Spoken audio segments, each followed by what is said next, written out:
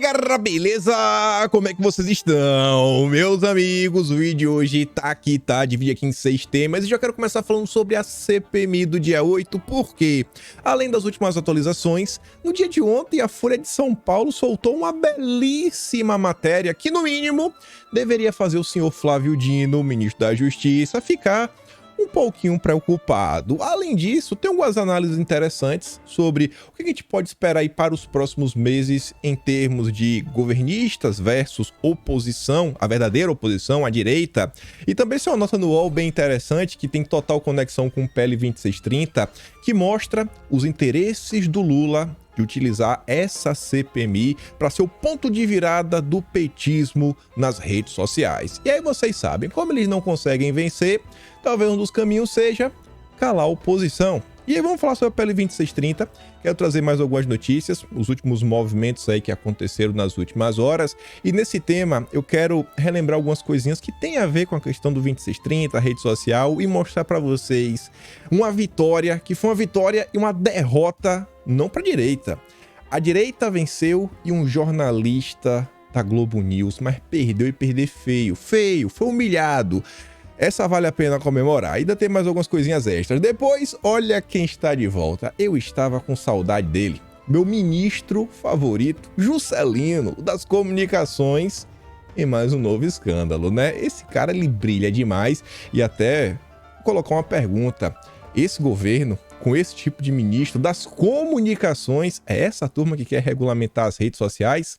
Depois quero falar sobre o Dilma e sua agenda internacional, não tempo de comentar ontem. Quero comentar também sobre o senhor José Gomes, as comprinhas na internet. Ontem o Haddad falou algumas coisinhas, eu nem sei se vai dar tempo, tem muita coisa esses primeiros tópicos. E por fim, se der, mais algumas notícias sobre a destruição econômica que o Brasil vem sofrendo nas mãos do Haddad. Mas vamos começar. A turma da Globo soltou a nota falando basicamente quem são os membros que o PT deve indicar para compor. A gente já falou sobre isso, né? Querem colocar o Omar Aziz, Renan Calheiros, Janones, Lindenberg Farias, etc, tudo mais. Só que a nota traz algumas informações extras, que é o seguinte: bons de briga e técnicos. Planalto escala 2 times para formar tropa de choque na CPI do 8 de janeiro. Aí fala: o governo também quer evitar, a todo custo, que a oposição reduza as discussões da CPI aos atos do dia 8. Por quê? Por que o PT? Será que é só porque, olha só, os aliados do governo estão sendo instruídos a alargar a discussão para os acampamentos em frente aos quartéis? Beleza, alargar. Mas se só ficar no dia 8, será que pode ser que fique com várias perguntas no ar sobre a atuação dos ministros do Lula, sobre as forças de segurança? Porque eu acho que o grande ponto é o dia 8. É o dia 8, até porque o próprio petismo falava, não, já está sendo investigado, as pessoas já estão sendo julgadas, etc, tudo mais.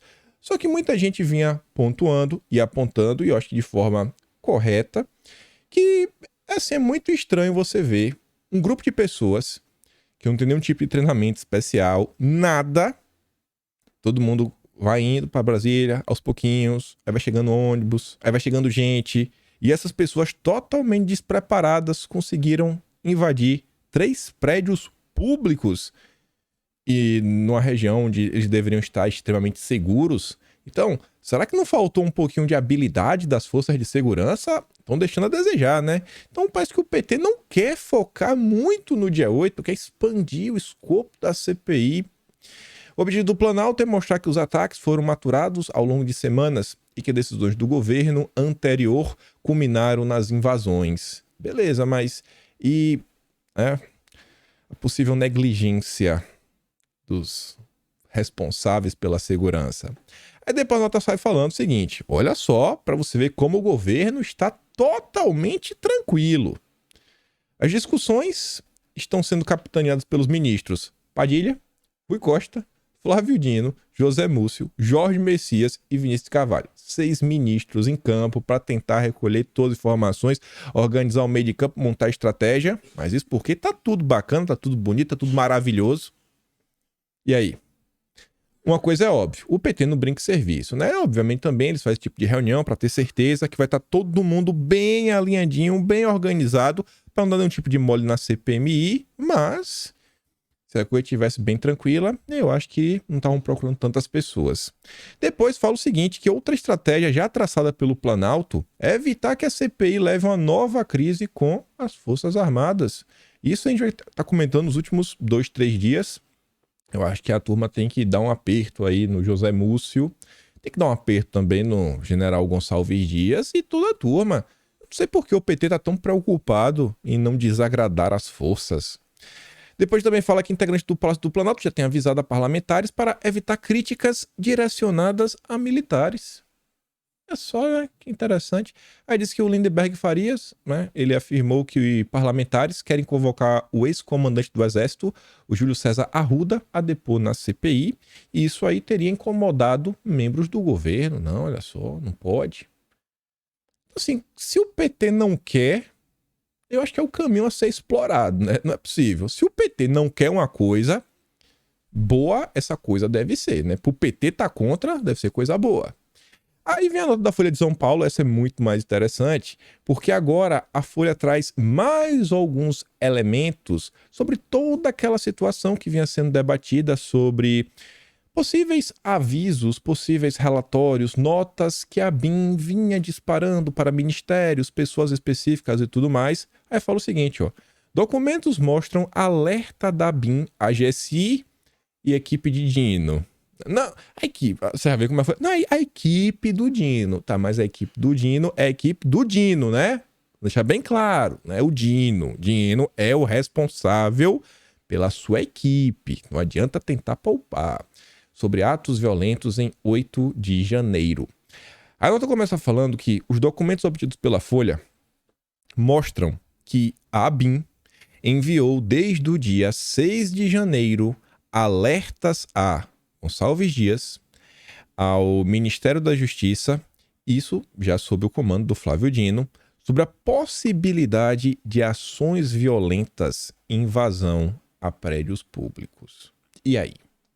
O Capelli já demitiu quase 60. Você que demitiu mais. E o Flávio Dino vai começar a demitir agora porque a imprensa está começando a apontar o dedo? É até interessante. O governo estava aí, já na equipe de transição, desde o final do ano passado, mas só está demitindo pessoas no GSI agora. Depois do vídeo do Gonçalves Dias. E o Flávio Dino, hein? Ele vai atrás? Cadê a valentia dele? Ele vai atrás da turma que recebeu os informes? Para ele pelo menos poder falar, né? Eu estou demitindo porque a pessoa não me avisou. E aí eu acho que é bem bacana se o Flávio Dino demitir. A primeira, assim, né? A turma tem que saber quem foi que recebeu. E parece que a Folha de São Paulo, não só a Folha de São Paulo, mas o Congresso já sabe. As pessoas da CPI, CPMI, eu acho que precisam convocar esses funcionários do Ministério da Justiça e fazer aquela velha pergunta. Você contou pro Flávio Dino? Isso daí? Você contou para alguma pessoa do governo? Pô, se o cara falar, não, eu avisei, eu repassei. Rapaz, eu acho que pode dar uns probleminhas, né? Que eu acho que vai ser bem difícil da Rede Globo abafar um caso como esse. Mas tudo bem. Esses documentos foram enviados pela BIM à CCAI, Comissão Mista de Controle das Atividades de Inteligência do Congresso. Isso no dia 20 de janeiro. Os informes são mantidos em sigilo, mas a Folha de São Paulo teve alguns acessos, algumas coisinhas interessantes. Aí você vê, ó. Além do GSI, outros 13 órgãos receberam os comunicados, incluindo Secretaria de Segurança Pública, Distrito Federal. No Ministério da Justiça, de acordo com os documentos da ABIN, quem recebeu os informes, ao menos desde o dia 2 de janeiro, foi a Diretoria de Inteligência. E aí? E aí, galera? A partir do dia 6, a Polícia Federal e a PRF também já começaram a ser atualizadas. Daí, já começou a possibilidade de violência nos atos. A gente comentou, não só a gente, todo mundo comentou assim, os portais, canais, né, a turma da direita, sobre aquele documento, foi até apresentado pelo Kim Kataguiri, do MBL, fui atrás, na época mostrei até como é que pesquisava mais ou menos, né, que demonstrava que o Andrei, da PF, né, o diretor-geral da Polícia Federal, ele havia comunicado ao ministro da Justiça e Segurança Pública, o Flávio Dino, sobre a possibilidade da invasão. E aí foi realmente para o Flávio Dino. foi para o Flávio Dino. Não foi assim para a equipe, foi para o Flávio Dino. Então bate muito com essa informação aqui, mas é demais. Daí é violência nos atos. Aí falava, ó, tem a possibilidade da invasão aí dos prédios. No caso do GSI, a Bia aponta que o próprio Gonçalves Dias recebeu em seu celular ao menos 3 alertas desde o dia 6. A existência de alertas da BIM na véspera dos ataques foi revelada pela Folha em 9 de janeiro. Só que os documentos que a Folha obteve agora, ela divulgou algumas coisas a mais, não tudo, mostram os destinatários, o horário e a íntegra das informações repassadas pela agência de inteligência. Procurados, o GSI e a Justiça negaram ter recebido. Não recebi nada. Não recebi nada. E a gente vai ter que ver, né? Se recebeu ou não. Porque tem lá o código lá, acho que eu sei. Você vê tudo bonitinho, você está registrado no sistema, etc. Tudo mais. O Congresso vai investigar. Eu espero que investigue. É o que a gente espera, né? Esperança. A defesa de Gonçalves Dias disse que não iria se manifestar. Deve ter tomado aulas com o Juscelino.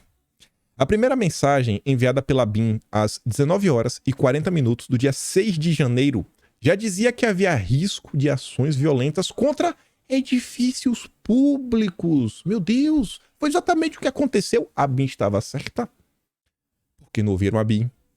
A intenção de invadir o Congresso. Meu Deus, foi isso que aconteceu? A BIM estava certa? Imaginem se os responsáveis pela segurança pública da cidade de Brasília e dos prédios tivessem dado ouvidos à BIM. A perspectiva de adesão, abre aspas, né, porque está na nota.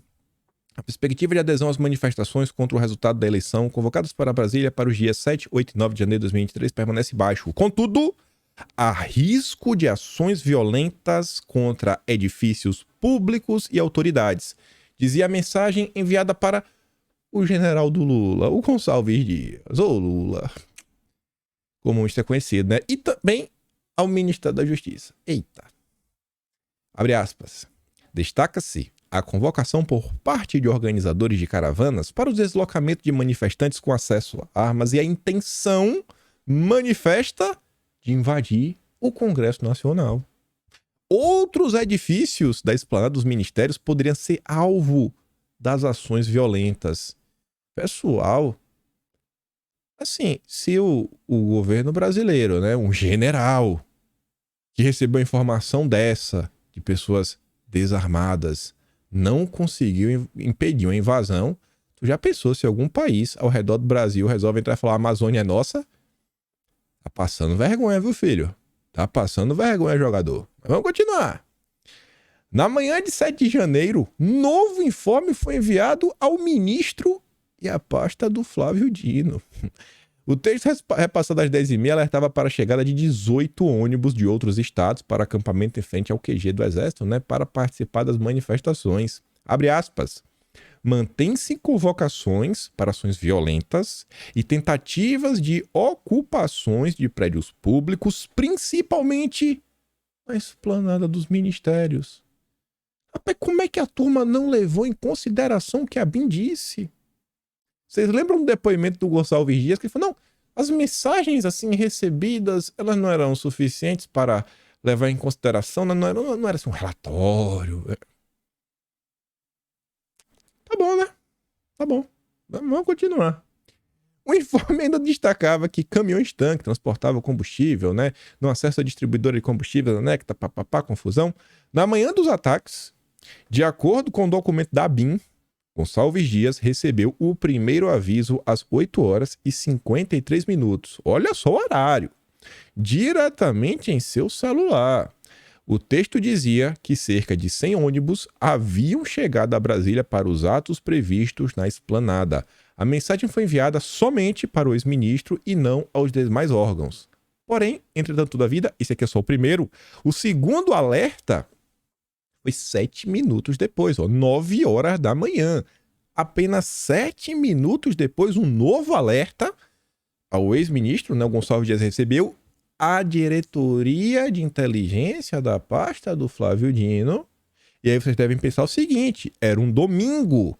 Você mandar por e-mail, às vezes não chega, mas, cara, o cara tá trabalhando, né? Você tá em uma função, alguém lhe colocou lá, né, no cargo de confiança, indicação, tudo mais.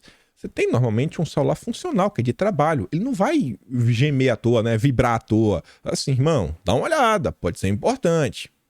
Acho que é por isso que mandou, né? Mandas por e-mail, o cara fala, eu não tenho computador em casa.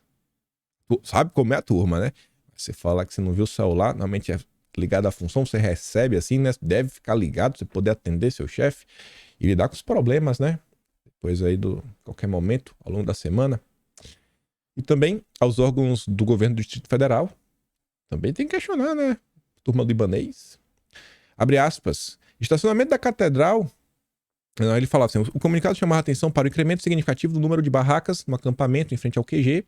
Estacionamento da Catedral Rainha da Paz lotado, com manifestantes fazendo churrasco e acompanhando a missa na igreja. Dizia a BIM no segundo alerta. 1 hora depois, às 10 horas da manhã, cravado, segundo a Folha de São Paulo, a agência de inteligência enviou 2 mensagens. Desta vez, a todas as autoridades que acompanhavam as atualizações. As invasões ocorreram em torno de 2h30 para 3 e pouca da tarde. Ainda que fosse 2 da tarde, estamos falando de 4 horas, para minimamente aumentar o efetivo. E falava, o texto dizia que continuava havendo convocações e incitações para o deslocamento até a esplanada dos ministérios, ocupações de prédios públicos e ações violentas. Viu? Ocupações de prédios públicos. Não é possível. Apesar de, segundo o documento, os alertas terem sido enviados ao ministro do GSI a partir de 6 de janeiro, a BIM já relatava a 7 órgãos federais a situação de manifestações, né, contra o Dilma em rodovias e capitais. Recebi os informes. Aí tá lá, Centro de Inteligência do Exército, né, Múcio? Centro de Inteligência da Marinha, né, Múcio?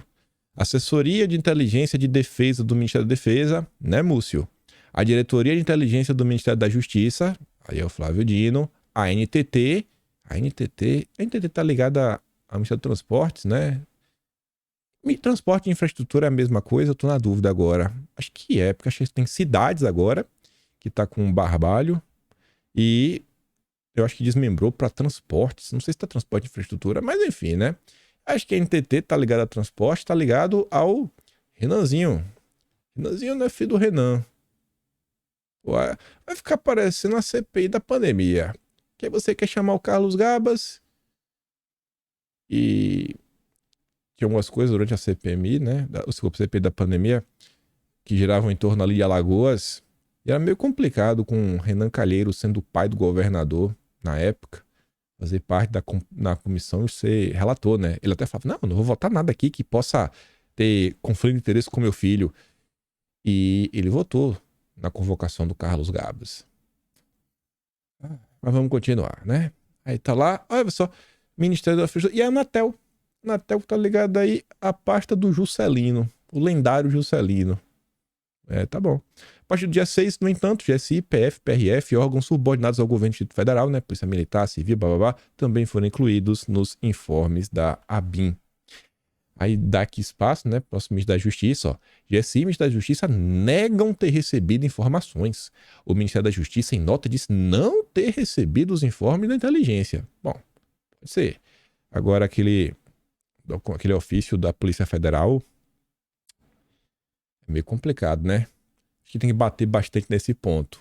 Questionar. A Globo vai abafar. A Globo não vai questionar sobre o ofício da Polícia Federal.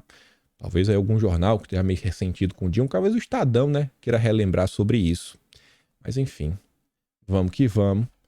Para uma análise interessante, quem fez foi a Veja, né? Robson Bonin, destilando todo o seu ódio por Bolsonaro, ele fala assim que o Lula poderia ditar a agenda do país, mas preferiu dar palanque a Bolsonaro. Eu fico sem entender se essa turma é inocente ou se faz de besta. Eu acho que é a segunda opção. Todo mundo sabia o que Lula ia fazer. Todo mundo que tinha um mínimo de discernimento. Aí o Boninho falou o seguinte, que a nova temporada de CPIs mostra que o governo terá uma posição em evidência nos próximos meses.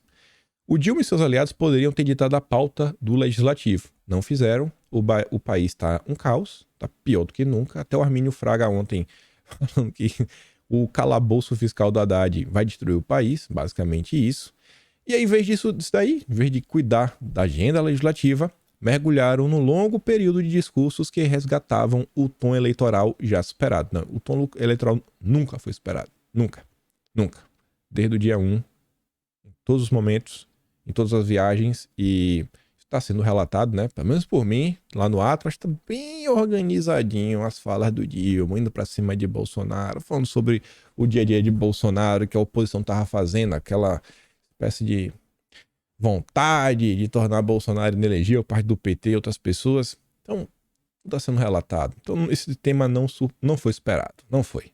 Então, o Robson Bonnier está meio que mentindo. O tempo desperdiçado permitiu que a oposição perdida, enquanto Bolsonaro passava férias nos Estados Unidos, se reorganizasse e conseguisse ocupar espaços de destaque na agenda do parlamento. Então, né, a oposição ela nunca desorganizou para valer, só o Bolsonaro que estava de férias. A turma segue engajada, né, a cheia do Zap, e elas não vão parar. A imprensa parece também não entendeu sobre isso. Há um fato na praça: os ataques do dia 8 foram organizados e realizados por apoiadores de Bolsonaro, que seguiram seu discurso. Vê que o Boninho ele quer criminalizar Bolsonaro a todo custo. Só que ele fala assim, ó: a oposição, no entanto, encontrou um caminho para transitar nesse tema. Não é que a oposição encontrou o caminho. A oposição está falando sobre o que a imprensa esconde. Ao explorar a incompetência e falta de transparência do Planalto, ao ter lidado com responsabilidades de alguns ministros de Lula e com as imagens das câmeras do Palácio no dia do golpe. Você percebeu que ele não escreveu o Gonçalves Dias, o ministro? Ele pelo menos teve a decência de falar de alguns ministros. Que nesse caso eu acho que pelo menos o Gonçalves Dias, o José Múcio e o senhor Flávio Dino são passíveis de questionamentos. No jogo da polarização, sempre dominado pelas paixões que cegam, né, torcida, papapá, a CPMI, né, vai intensificar esse cenário. Com 4 meses de mandato, Lula vai dançar a música da oposição no Congresso. Com maioria, os governistas acreditam que pode lucrar na batalha. E eu acho que eles vão vir com tudo. É a turma Champions League, né? Só os maiores jogadores da história vão tentar.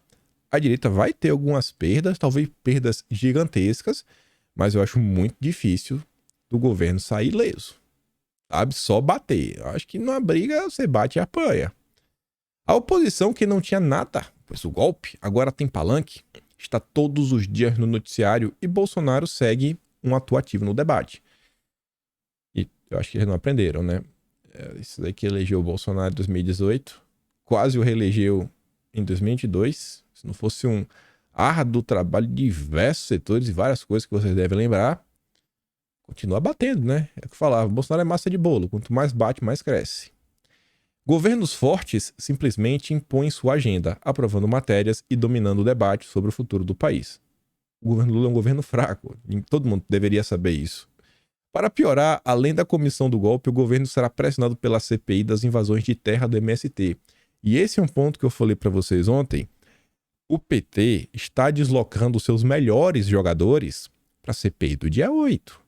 As redes sociais em TED da esquerda vão cobrir a CPI do dia 8.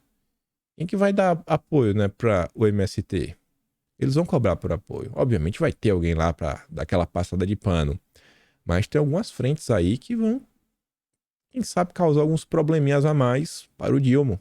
Tanto que fala assim, ó, a chegada de Lula no Planalto fez o movimento adormecido nos últimos anos retomar ameaças e ações criminosas no campo. Em vez de dialogar com a companheirada, apresentando um modelo de reforma agrária, Lula levou o chefe do movimento para passear com ele no Oriente e permitiu que a ideologia comprometesse as relações do Planalto com uma das bancadas mais poderosas do parlamento, a bancada ruralista.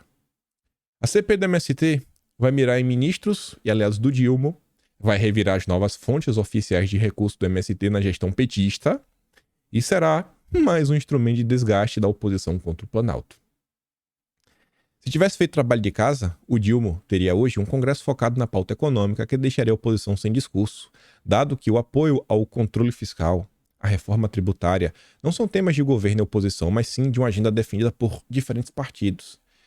E aqui eu acho que também falta tanto contexto numa afirmação como essa, Porque nem a reforma tributária, nem o controle fiscal que estão sendo apresentados estão levando em considerações aspectos reais da economia. Beleza, tem uma coisa ou outra. Mas são dois temas que estão sendo tratados de forma ideológica. A reforma tributária ainda mais, ainda muito mais do que o calabouço fiscal. O calabouço tem aquela história, desenvolvimentismo, né? Tem o DNA do PT, quer gastar mais do que pode. A fórmula do fracasso. Já a reforma tributária vem trazendo a reboque todas as ideias dessa agenda globalista, agenda verde, agenda ESG, regulamentação do mercado de carbono, imposto do pecado. Não, vamos botar imposto aqui porque essas comidas fazem mal. Mal em que sentido, né? Porque você pega ovo. Desde que eu sou criança até hoje, eu não sei se hoje para a Rede Globo ovo faz bem ou faz mal, né? Porque já fez bem mal tantas vezes, aí vai e volta, vai e volta. Não, agora faz bem, agora faz mal, agora pode comer dois, agora pode comer três, agora só um. Sem a Clara, né? Clara só uma vez por semana. Aí você fica perdido. Então, você está dando um poder absurdo de controlar diversos aspectos da vida das pessoas através da reforma tributária. Tem nada a ver com tributos e impostos. É ideologia na veia. Mas esse é o caminho que está sendo escolhido pelo desgoverno. Aí depois diz, ó, a desgraça de Bolsonaro seria ver Lula cumprir seu discurso de campanha com o governo de união nacional sem nós contra eles. Bom, mas todo mundo sabia que isso não aconteceria. Bolsonaro até falou, vocês vão sentir saudade. Vocês vão sentir saudade. E quem tem juízo está sentindo muita saudade. Um governo com agenda efetiva, que com os bons frutos gerados na vida da população apagaria da memória do país pouco a pouco que foi a gestão passada. Pouco se viu sobre isso até agora. Não tem como apagar, né? Na verdade, tá mostrando mais do que nunca que a gestão passada cortava imposto, se preocupava com a população, queria cuidar da economia, queria reduzir o desemprego. E o governo atual está preocupado com os amigos, né? Com os picanheiros. Aí nesse meio tempo, pele das fake news, aliados de Bolsonaro dominam o debate e tese de censura prevalece nas redes. O que é que isso tem a ver com a CPMI do dia 8? O que é que tem a ver a direita dominar as redes sociais, que é uma coisa assim, que sempre aconteceu, nunca desapareceu, com a CPMI do dia 8? Aí que vem a nota que eu falei para vocês. O Dilma, ele quer engajamento bolsonarista nas redes e virada com a CPMI. O cara é invejoso. Ele quer ter tudo que Bolsonaro tem, mas não tem nada. É tampinha, barrigudinho, a língua presa, não é bonito, né? Perde em todos os aspectos. Nem o dedo tem 10 na mão, ainda tem um faltando. As redes sociais são o principal motivo de insatisfação do Lula. Isso em termos de comunicação, né, do governo federal. E o que está acontecendo? Olha as maluquices. O Lula tem cobrado a mudança de atitude, né? Não, pô, o Paulo Pimenta aí, a liderança tem que melhorar. Ninguém tá dando atenção pro PT, para o presidente. As ações do governo não ganharam repercussão suficiente. Lula tem falado com frequência que as conquistas do governo só chegam a bolsonaristas com viés negativo, né? E atingem poucos apoiadores. Tradução. Quando o governo anuncia alguma coisa, que normalmente é uma coisa ruim, mas que eles tentam dar ares, que é uma coisa boa, a turma da direita que está interessada na política, está interessada na verdade, elas pegam a situação e mostram, olha pessoal, a PEC não é a PEC do Bolsa Família, como a Rede Globo tentou ajudar o PT, sabe? Tentou ajudar o PT. A Rede Globo é cúmplice na destruição da responsabilidade fiscal do país. Olha, aí a turma mostra, isso aqui na verdade é a PEC do rombo. A PEC do rombo não é da Bolsa Família. É isso que ele tá falando, né? Chega de forma, não é ver negativo, chega de forma real. Pra passar pano e abafar, só tem a Globo. Beleza que os outros jornais também ajudam. E aí ele fala, né? E atinge poucos apoiadores dele. Ele fala, ei, vou fazer o L. Petista, o que passa na cabeça? A galera votou porque não gostava de Bolsonaro, porque a Globo falou que ele era malvado. É só isso. Segundo aliados, o Dilma viu isso de uma forma clara quando o governo completou 100 dias. Ele esperava um eco maior nas redes, com os pontos positivos alcançados. Não ficou satisfeito, né? Ele foi um fracasso total, mas apanhou igual malavéia. Até os jornais, né? Estadão, Folha, com exceção da Rede Globo da Mira Leitão, todo mundo desceu a piaba no Lula. Aliados dizem ainda que falta ao governo e apoiadores um engajamento bolsonarista, com maneiras mais modernas e eficazes de se comunicar digitalmente, sem, com isso, recair na agressividade de partidários do ex-presidente. Gente, estamos em abril de 2023 e a turma ainda não entendeu que não tem nada a ver com método, sabe, tecnologia. Não. É o material humano. As pessoas da esquerda, elas não estão nem aí pra nada. Elas são pessoas desprovidas de informação, desprovidas de senso crítico. Esse é o ponto. Não tem nada demais. Literalmente nada. A diferença é que a turma da direita tá preocupada com o país, tá preocupada com o filho, com o futuro. Fala aí, meu menino, será que vai ter condição de ter um bom trabalho, de ter um bom estudo, de chegar vivo em casa, se sair para passear, porque a coisa tá muito violenta? Então a turma tá acompanhando o que acontece no Brasil, está preocupada com o país. A preocupação da esquerda é o Big Brother. É o Big Brother, é o Lula Palusa. É causas identitárias. Nunca terá o mesmo engajamento. Por quê? Porque a turma não tá nem aí pra nada que o governo faz. É só lacração e bobagem. Aí, o governo, segundo a turma do UOL, fez aí uma análise pra tentar descobrir de quem é a culpa. De quem é a culpa? Porque o Lula ele não consegue ter o mesmo engajamento de Bolsonaro. Aí você vê. Olha essa primeira. A culpa, em parte, está no aparelhamento da SECOM pelo bolsonarismo.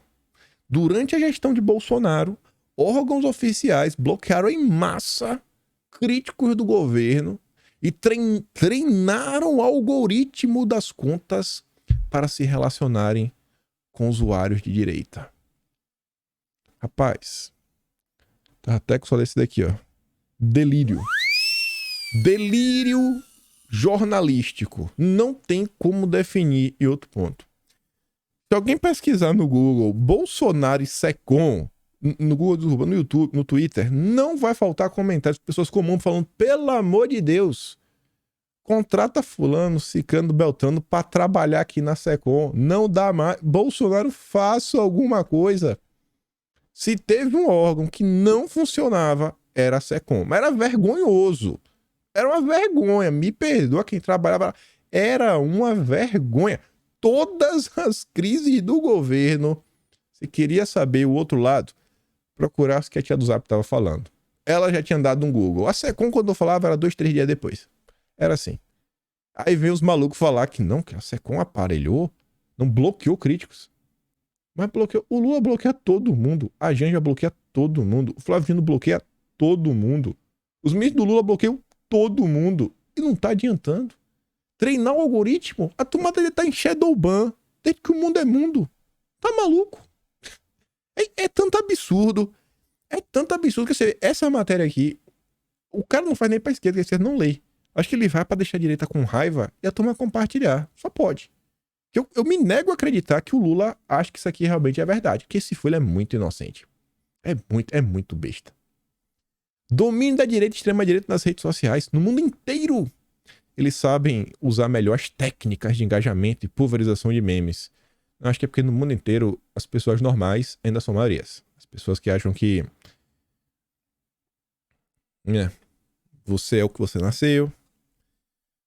Enfim, né? Vocês sabem quais são as pautas básicas que qualquer pessoa defende.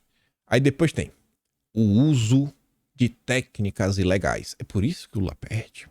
Bolsonaro tinha um chamado gabinete do ódio. É por causa disso. Um grupo paralelo à comunicação institucional que usava fake news e técnicas de linchamento virtual para conseguir mais engajamento e interações. Olha, eu vou toma aqui, ó, então. Carimba, que é fake news, velho. Meu Deus do céu. Aí a CPI, então, entra para virar o jogo. É a esperança dos petistas. Tá sendo visto como ponto de virada. Para estrategistas, é hora ideal para aliados tomarem a dianteira nas redes sociais. Aí diz o seguinte, o ditado em Brasília é que se sabe como é que a CPI começa, mas nunca se sabe como ela termina. Por isso, para os lulistas, caberá ao próprio governo dominar a narrativa e trazer a população para o lado do presidente. Tá bom.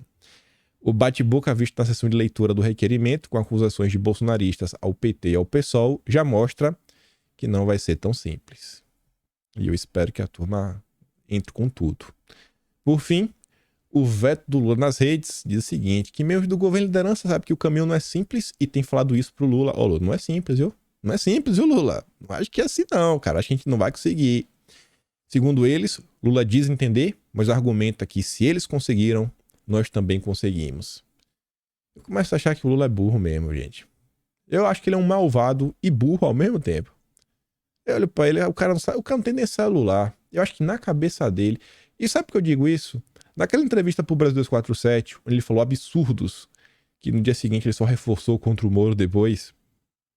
No meio da entrevista, ele tá tomando um café, ele oferece um café. Ele começa a falar de Olavo de Carvalho, achando que a câmera estava desligada e falando pra ele que tá ao vivo. Ele fala, não. Aí quando falou pra ele que tava ao vivo, né? Ele falou, não, mas tá ao vivo, Lula. Ele, tá bom. E fala de terraplanista, fala, ele realmente acredita no que ele diz. Temos um cara desvairado na cadeira presidencial. E tem uma ordem expressa pelo Lula, né? Não usar técnicas odiosas. Aí acho que ele tem que chamar o Janones e bater um bom papo. O governo avalia criar uma nova secretaria ligada às redes sociais, mas a ideia está longe de ser um consenso internamente. E é essa turma que quer avançar com o PL 2630. Mas não é para censurar ninguém, é para garantir a liberdade de expressão. Você confia? Antes da gente falar do 2630, falei para vocês que tem uma vitória aqui sensacional e alguns advogados estavam comentando, eu não sou advogado, só quero repassar, que postar uma imagem não é suficiente quando se trata de direito de respostas. Eles falaram que direito de resposta tem que ser realmente assim em formato de texto para estar indexado nas redes. Então acho que a Bárbara, você deve conhecer, né?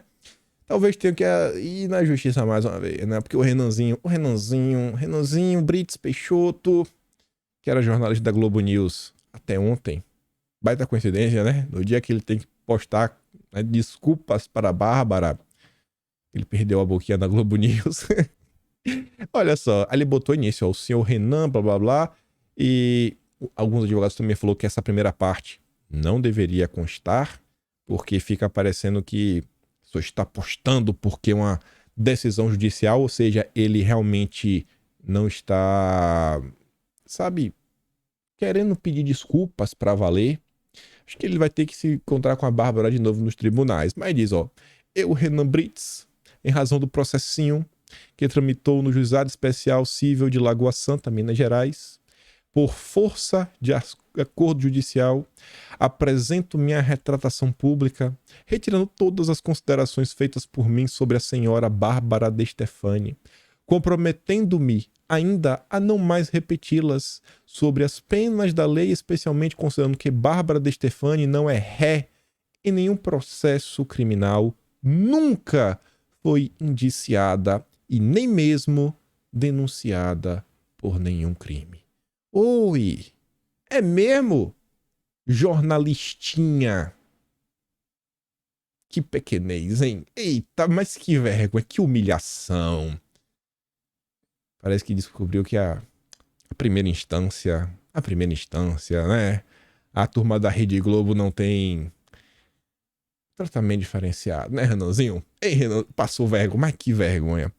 Aí, pra relembrar pra vocês, gente, algumas coisas, alguns comentários e a confusão aí que eu acho que levou a Bárbara a acioná-lo na justiça, começou no início do ano passado. No dia 6 de janeiro, ó, o Renanzinho postou o seguinte: Bárbara, eu não perderia meu tempo lhe atacando, eu vou te fazer um favor e lhe dar um conselho. É melhor você tentar se eleger. Somente dessa forma você vai conseguir escapar do acerto de contas com a justiça pelas mentiras que você espalha nas redes. Que mentiras, Renanzinho? Como você mesmo falou, né? Ela nunca foi indiciada, não é ré, não é nada. E nesse mesmo período, a Bárbara ela foi alvo da turma porque ano passado, nesse período, o Twitter verificou a Bárbara. Na época ainda estava sob a direção antiga e verificou, foi o caos. Foi tão absurdo que botaram assim, ó, investigada por fake news, blogueira bolsonarista é verificada no Twitter. O Ministério Público tentou buscar o Twitter para pedir esclarecimentos na época. E como são as coisas. E aí tiveram várias trocas de mensagem. Ó. Essa aqui ele apagou, mas o print é eterno. Essa negacionista está na mira da justiça há quase 2 anos e o Twitter nunca reduziu o alcance de sua conta. E nessa época aqui, o Renanzinho tinha verificado, hoje não tem mais, né? Não tem mais. Coitadinho. Longe disso, a rede social insistiu e até deu um selo de autenticidade para uma mulher que só faz mentir. Mas autenticidade, o selinho, Renan, é só pra provar que você é você. Só isso. É porque foi desvirtuado pra falar que era do bem, que era do mal.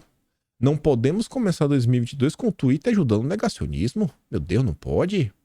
É, mamãe. Sentiu, né, jogador? Ainda teve esse postagem aqui, gente. Tá salvo ali, ó. Bárbara, seu filho vai ter tanta vergonha de você no futuro. A mãe que ajudou a fundar o Brasil na crise da pandemia com mentiras na internet. O governo do Jair vai passar, está chegando ao fim, e se você não for eleita para algum cargo, o seu futuro também pode ser na cela. Um tom assim meio ameaçador, né, contra uma mulher. Pô, Renanzinho. Perdeu, né, pai? Na justiça. Globo News, né? Foi demitido por causa disso, contei pra turma. E o verificado tá sem porque não tá com dinheiro, né? É muito. Agora, o da Globo, né? A Bárbara falou, ó, te atacar é notícia é o que você posta? Então deveria tomar mais cuidado com o que posta para que não soe como ataque. E agora vemos homem branco, jornalista com status, promovendo perseguição ideológica e política contra uma mulher.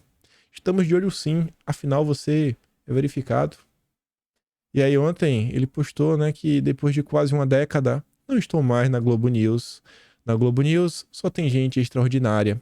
Vou sentir falta de todos. Essa é a turma que apoia o PL 2630. A turma que aí teve que cumprir um acordinho na justiça, né? Pedir desculpa. Oh, meu Deus, se humilhar, né, Renanzinho? Oh, Renanzinho. Oh, meu Deus. Deixa eu ver um desse daqui, ó. Ai. Então faz o L, né? Vamos dar o que? No extrema imprensa também tinha tempo, ó. Narrativa da extrema imprensa, né, Renanzinho? 2630. Mas vamos lá para o assunto que é sério. Isso daqui, gente, é com a Bárbara. Se fosse outra pessoa, acho que eu celebraria da mesma forma. Ver um jornalista da Globo se humilhar nas redes sociais pelas mentiras, ataques e tom ameaçador que ele proferiu nas redes sociais. Isso não tem preço. Não tem preço. Mas voltando para 2630, coisa séria. Tá, eu passando no Twitter ontem e eu me deparei com esse post aqui, ó. O Nilma, que eu sei que é um cara da área de TI, ele postou aqui uma imagem. Você pode ver ali, ó, que tem a palavra AD, seria advertisement, né? Que seria propaganda. Ou seja, é uma página que está sendo recomendada nas buscas. Alguém está pagando para aparecer no topo das pesquisas. Ele fala assim, ó, pergunta importante. Quem estaria disposto a gastar dinheiro com anúncios no Google para dizer que o PL 2630 preza pela liberdade de expressão? Não é algo barato de se fazer. O que é gastar dinheiro com isso? Uma pergunta muito boa. Curiosamente, isso viola as regras do próprio Google Ads. Ali no final do segundo parágrafo fala o seguinte, ó, exemplos de conteúdo político, né, que não pode ter divulgação. Divulgação de partidos ou candidatos políticos, defesa de questões políticas, como o PL 2630, né? Então, isso não faz parte, né, das políticas para publicação de conteúdo. O Nilman colocou que ele colocou o nome de uma agência que é quem tem um registro desse site. Esse site tem registrado pouco mais de 10 dias, 10, 11 dias. E eu achei o perfil dessa agência no Twitter. Só segue 21 pessoas, todas de esquerda. Inclusive o vice-presidente da República, Folha de São Paulo, os influenciadores da esquerda, 21 pessoas. Se vocês pesquisarem lá nas postagens do Nilman, você acha. Quem estaria disposto a gastar dinheiro para provar isso daí, né? Contratando uma agência para fazer site e pagar impulsionamento, né? Muito interessante. Bom, eu acho que quem está disposto a fazer isso deve ter o mesmo tipo de opinião e, não sei, né? Visão de mundo do Marcos Pereira. Eu acho que a pessoa que hoje no Brasil vem tentando calar mais vozes é o senhor Marcos Pereira. Mais uma vez, dessa vez ele acionou a imprensa para defendê-lo e vem ganhando muito espaço, né? Já foi na Globo News, agora utilizou a Folha de São Paulo. Projeto das fake news não é censura, diz o presidente dos republicanos, o Marcos Pereira. O partido e seus parlamentares têm sido pressionados nas redes sociais por terem apoiado a aprovação de urgência. Olha isso aqui. Em vídeo gravado para a base evangélica do partido e que será publicado nas redes sociais. Ou seja, o vídeo nem foi publicado ainda, mas a Folha de São Paulo já sabe, porque o Marcos Pereira pediu para defenderem ele. Bastou sentar no colo do Lula. E a gente não vai comentar dela, mas se lembra da ministra do Turismo, a Daniela? Se lembra de qual grupo? Muito polêmico no Brasil, ela tinha muito mais do que fotos. Sabiam que tanto ela quanto o esposo dela foram por republicanos? É o primeiro-ministro do republicano, é do Marcos Pereira. E no passado, gente, o Partido Republicano, quando ele começa, eu fui tentar entender um pouco, as pessoas me falavam que assim, os dirigentes estaduais, todos eram pastores. É um partido que realmente tinha um compromisso, sabe, com o cristianismo. Hoje mais não. Hoje está se falando aí que algum diretório, se não estadual, o regional, municipal, vai ficar nas mãos aí do marido da Daniela. Você vê, né? Quem que tá tomando conta dos republicanos? E isso tudo sobre... Não é que tá assim, não é debaixo dos olhos, não. O Marcos Pereira está trabalhando para isso acontecer. É através do Kassab, através da Daniela do Vaguinho, que o Marcos Pereira está tentando pegar todos os votos que os cristãos depositaram no Republicanos para entregar para o Lula. Esse cara, se você é da igreja, coloca assim, ó, Daniela Vaguinho, ministra do Turismo. Aí você bota polêmicas, o escândalo. Você vai achar várias matérias. Ou então você olha no Atlas Brasileiro de janeiro e fevereiro. Tem umas fotos que ela tirou com a turma da milícia. Mas o Lula falou que, pelo que vê, é só umas fotos. A imprensa falou que talvez tenha algo a mais. Dá uma olhada, pega e mostra. E depois pega a foto dela e do marido com o Marcos Pereira. Mande no grupo das igrejas. Fala isso aqui, ó. Esse é o Marcos Pereira. Essa é a igreja que ele defende. Não é do Jesus Cristo. É essa daqui, ó. É isso que ele está fazendo com o Partido Republicanos. Ele está trabalhando pela PL 2630. Fale com o irmão. Eu acho que, inclusive, o Marcos Pereira não deveria mais fazer parte de nenhuma igreja. Ele deveria montar a igreja dele. Fala que é a igreja do Marcos Pereira. Com esse cara aí, tá difícil. Tá difícil. Tanto que você vê, ó. Bancada evangélica tenta mudar a pé das fake news por imunidade e liberdade religiosa. A bancada evangélica preocupada com a liberdade religiosa estão tentando proteger o cristianismo e o Marcos Pereira está tentando avançar, atropelar a discussão. Eu vou começar o segundo parágrafo. Ao mesmo tempo, articulam com a oposição uma manobra para barrar essa proposta e colocar em seu lugar outra, a do Mendonça Filho. Até comentamos, né? Entre o que está colocado na mesa é muito menos pior. Muito menos pior. Eles avaliam que a ausência de menção de liberdade religiosa no texto traz grave risco à divulgação de suas crenças em redes sociais. Brecha para que elas retirem do ar conteúdo considerado intolerante por algum segmento social. Deputados da bancada evangélica citam, por exemplo, trechos do livro Gênesis na Bíblia, que mencionam a criação do homem e da mulher e falam que eles devem se reproduzir. E aí a turma do arco-íris pode achar isso meio complicado, né? O temor dos parlamentares é que manifestações em redes sociais citando trechos e afirmações da Bíblia possam ser denunciados e retirados do ar pelas plataformas. E o Marcos Pereira está trabalhando pela aprovação dessa lei. Aqui não tem a ver com o 2630 diretamente, mas tem, foi o que eu falei com vocês no outro dia. Mesmo sem o PL 2630, eles conseguiram derrubar O Telegram, né? Mesmo sem o PL 2630, o Telegram já está fora do ar no Brasil. Aqui é o canal oficial do Pavel Durov, o dono do Telegram. Ele colocou aqui uma mensagem em inglês, você pode ver aqui, ó, Brasil. Então, ele está falando sobre o Brasil. Então, vamos ver o que ele falou. Coloquei aqui a tradução do Google, né? A tradução do Google direta, não mudei nada. A missão do Telegram é preservar a privacidade e a liberdade de expressão em todo o mundo.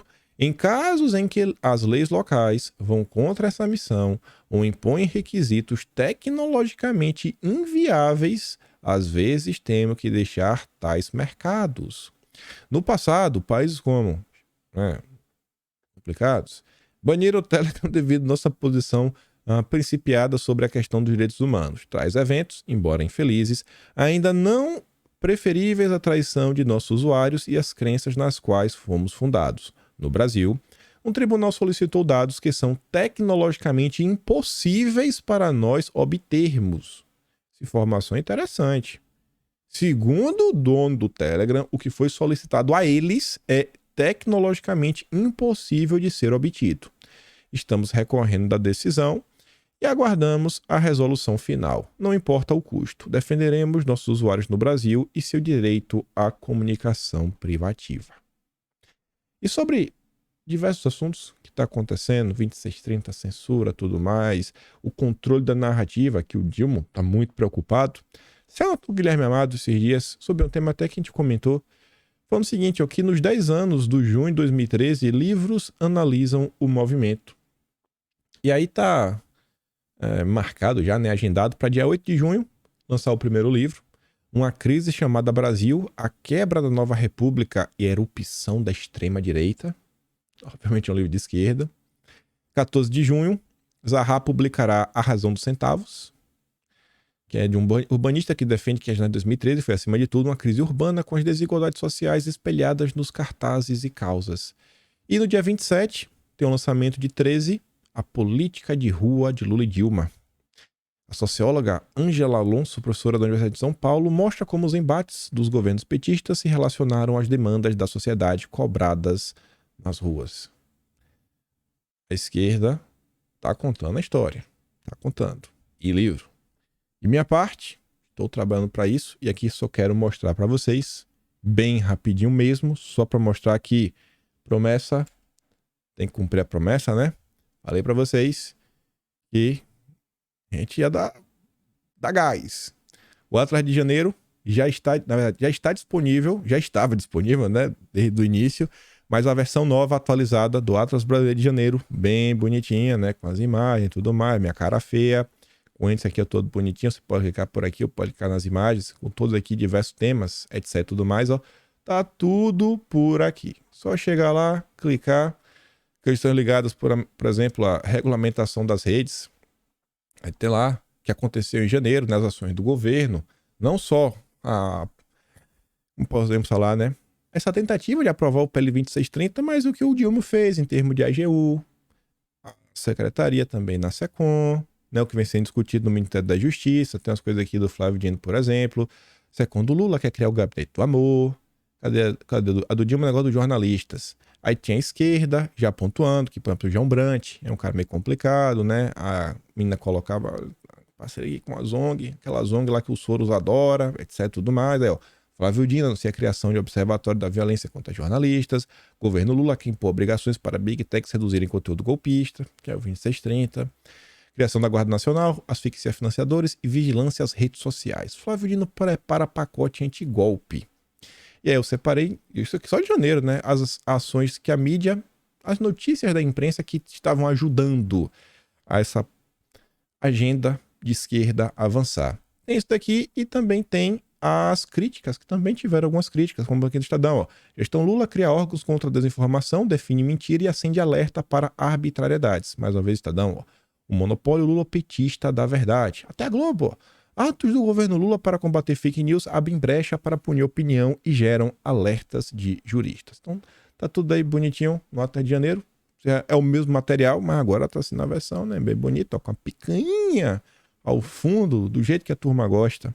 Então, tá tudo lá. Se a esquerda tá contando a história, eu tentarei, do meu jeito, né? Contar o que dá. E vamos falar dele, que tá no Atlas de janeiro, tá no Atlas de fevereiro, tá no Atlas de março e pelo jeito também vai estar no Atlas de abril. Ministro Juscelino, o lendário. Gente do céu.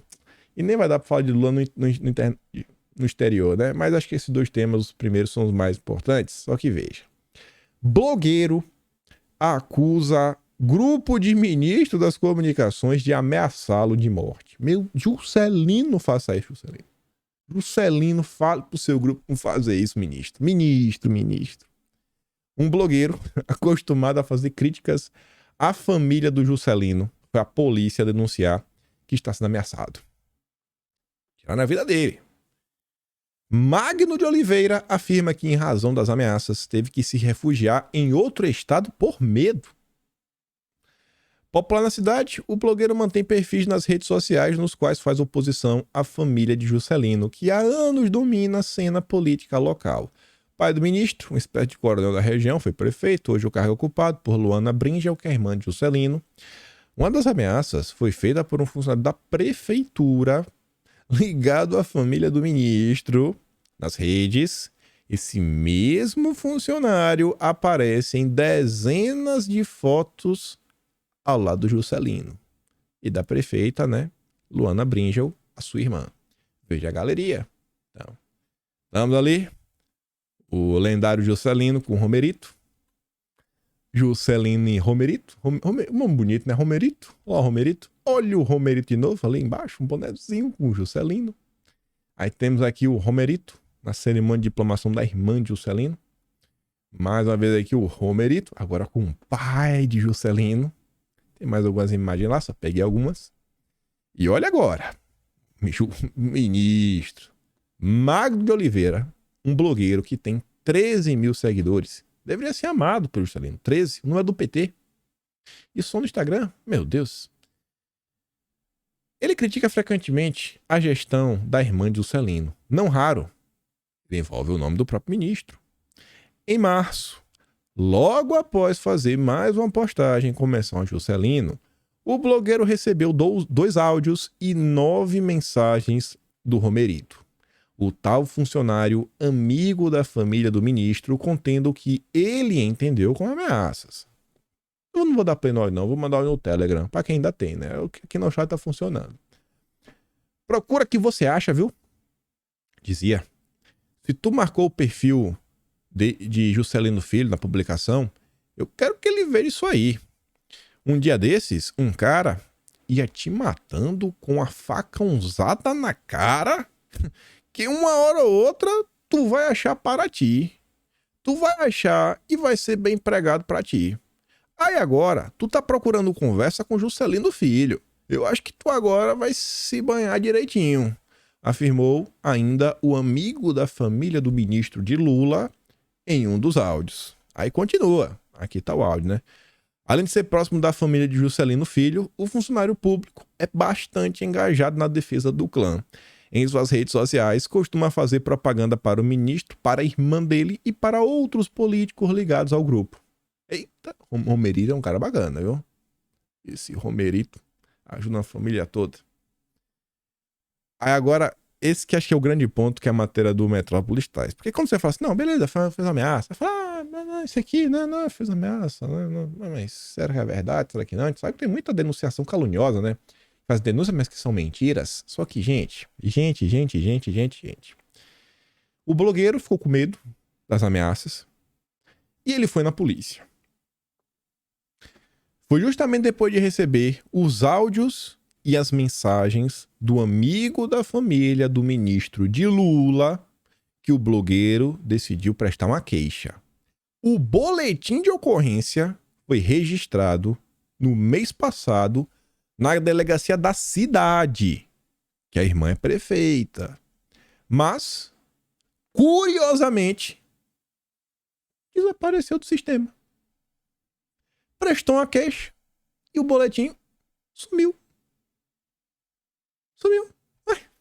Foi comprar cigarro e não voltou. Ai, Juscelino. Aí vem, ó. Só nesta semana, depois da Secretaria de Segurança do Maranhão ser questionada sobre o assunto, escalaram para nível né, de governo estadual, o registro foi localizado. Voltou. Comprou o cigarro e voltou. Também, depois da coluna procurar as autoridades do Maranhão, o delegado de Vitorino Freire, olha assim, olha agora. Depois que o Metrópolis, né, foi atrás das autoridades, o delegado da cidade, que é a irmã do Juscelino, é prefeita, a cidade do Romerito, ele intimou o blogueiro para prestar depoimento, sem esclarecer os motivos. Delegado, o que o blogueiro fez, rapaz? Mandando um cara assim depor, sobre o quê, pô? Outra ameaça, tem espaço no cemitério. Ó, sempre tem. Ainda em março, em um grupo de WhatsApp popular conhecido na cidade, Magno, o blogueiro, publicou um vídeo reclamando da falta de calçamento em uma rua. Romerito, que novo Romerito, rapaz, o mermalhado respondeu: vixe, rapaz, já apareceu outro jornalista. Isso aqui é fácil de resolver porque que mora por aqui mesmo. O que tem a ver? Por quê? Resolver só porque ele mora perto? Vai fazer o quê? Vai fazer o quê, Romerito? Romerito, vai fazer o quê? Os outros jornalistas era mais ruim, porque era de longe. Acho que esse, se referindo a Magno, tá querendo ganhar, querendo um pim-pim, escreveu o Romerito, comparando a situação do blogueiro à de repórteres de fora do Maranhão que haviam publicado dias antes reportagens com denúncias contra Juscelino. É a história da estrada de 5 milhões. Magno diz que também foi ameaçado presencialmente enquanto circulava pelas ruas da cidade, desta vez por outra pessoa ligada à prefeitura, comandada pela irmã do ministro. Tem espaço para mais um no cemitério. Ele diz ter ouvido. O blogueiro deixou o Maranhão em 14 de abril, segundo ele, por medo que as ameaças fossem concretizadas. É o fim do mundo quando alguém se levanta contra aquela família. Ninguém tem coragem. Lá, quem está treinando é o Metrópolis. Ó. Eles agem como se fosse um cartel, como se fosse uma gangue. O que dizem os envolvidos? Romerito, funcionário da prefeitura, que enviou os áudios, disse inicialmente que é amigo da família. Sou amigo da família do Juscelino. Mas depois recuou. Rapaz, se confundiu. Afirmou ser apenas um conhecido, apesar de aparecer em diversas fotos ao lado da Luana Bringel e do próprio Juscelino. Ele nega a intenção de ameaçar o blogueiro, né? Porque no Maranhão as coisas é meio dura. No Nordeste o cara fala, vou te dar uma peixada na cabeça. Aí ele tá falando assim, eu quero te dar um abraço. É assim, gente, sabe? No o cara fala assim, eu vou te dar um tapa na cara. Aí fala assim, não, pô, eu quero te dar um abraço. A turma não entende o palavreado do Nordeste e fica achando que tudo é ameaça. Não é, pô. Não é. Romerito, brother. O Juscelino sabe. Ao ser procurado pela primeira vez pela coluna, o delegado respondeu que não encontrou o registro da ocorrência. Né? Não sei. Foi comprar cigarro e não voltou. E ainda fez juízo de valor sobre o blogueiro. Classificou como muito complicado. Quase toda semana, ele registra 2, 3 boletins e as pessoas registram contra ele. Ele arruma confusão com várias pessoas, disse o delegado, que logo após ser contado, intimou o Magno, blogueiro, a comparecer à delegacia. Indagado se a intimação tem a ver com as denúncias, né, as ameaças, o delegado não respondeu mais. O delegado foi comprar cigarro e não voltou. O boletim com o registro da ameaça só foi localizado após a Secretaria de Segurança do Maranhão, em São Luís, ter sido questionada. Ainda assim, o documento apareceu apenas 24 horas depois. A Secretaria atribuiu o sumiço a uma instabilidade no sistema nas últimas semanas. E aí você tem que entender, gente. O Maranhão, né? Lá no interior, às vezes a internet não funciona direito, sabe? Às vezes os computadores são antigos. O que é que isso tem a ver com desaparecer? Não sei. Mas vamos dar um voto de confiança para o Juscelino. Pô, Juscelino é jogador, campeão, championships, manager, né? Vamos lá, ó. Você vê, ó. Juscelino Filho disse não ter ciência das ameaças. O ministro declara que desconhece o caso. Pô, todo não pode ser responsabilizado, né? Não sabe de nada. Nada. Nunca. Ninguém sabe de nada nesse país. E eu confio no Juscelino. Eu confio cegamente. Nunca nesse país existiu um ministro tão bom quanto ele, que rendeu tanta notícia na imprensa. E a prefeita Luana também foi procurada, mas não respondeu. Porque ela tá trabalhando, é gestora, ela acelera, tá trabalhando. Quem trabalha não tem tempo para ficar de papinho mole com o jornalista do Metrópolis. Mais uma nota, gente, que eu não acredito, não confio. Juscelino jamais faria algo errado. Jamais. Um dos ministros preferidos, favoritos do Lula, que mesmo após toda essa tentativa da mídia golpista brasileira, que serve aos interesses da burguesia, ainda assim ele ficou no cargo, não caiu, vai ser agora. Só porque lá o funcionário público, lá amigo, que diz que é amigo, mas na verdade é conhecido, né? Quer ganhar moral na cidade, quer fingir que é amigo de Juscelino. Juscelino jamais teria um amigo desse, jamais. Juscelino não erra. Quem falar mal dele é invejoso. É porque quer a sua cadeira. Estamos com você, ministro. Para defendê-lo, nenhuma mentira vai ficar em pé. Tem que ter sim, né? Ser irônico, né? Dar uma risada assim, né? Brincar, porque o Brasil é uma piada. O governo Lula é uma piada. O governo Lula é uma piada. Eu não sei como esse cara ainda é ministro. Desde da estrada de 5 milhões. Já era pra esse cara ter sido demitido. Aí. Vida que segue. Vida que segue. Nem vai dar tempo de falar do Lula na Europa. É tanta coisa que acontece nesse desgoverno. Tanta coisa interessante que sai que eu fico, rapaz, tá difícil. Mas esses assuntos que não tá cabendo. Tem as coisas sobre eleição. Que eu tô falando, cara, nem vou mais comentar sobre isso daqui, que já não faz mais sentido nesse momento. Eleição 2024 tem umas movimentações interessantes acontecendo. Eu vou começar a pegar esses assuntos que não tá cabendo mais em vídeo, e como eu tenho tudo salvo, né? Ele continua salvo, eu vou começar a colocar no Atlas. No Atlas esses assuntos vão constar. E é isso. Eu fico por aqui. Vou mandar o áudio do Romerito lá no Telegram, para quem tiver acesso no Brasil. Se gosta do meu trabalho, passa no canal. Tem um plano de ler, tem um pé na inscrição. Atlas Brasileiro, kimpaim.com sem BR. E eu espero poder estar aqui amanhã e também a vocês. Aquele grande beijo e abraço, tamo juntos. Valeu, meus amigos. Fui!